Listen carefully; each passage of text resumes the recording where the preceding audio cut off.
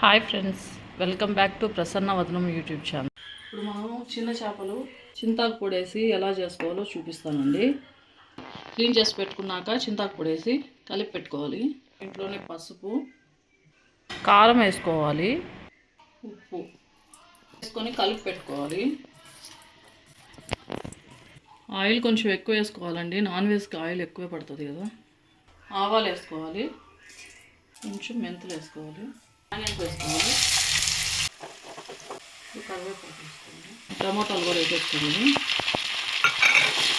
ఇప్పుడు బాగా వాడిపోయాయి కదా టమాటాలు, ఇప్పుడు ఇవి వేసేసుకోవాలి.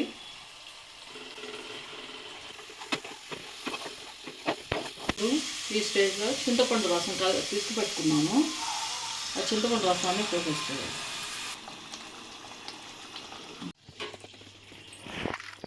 చూసుకుందాం, ఈ స్టేజ్లో ఆపేసుకోవాలి.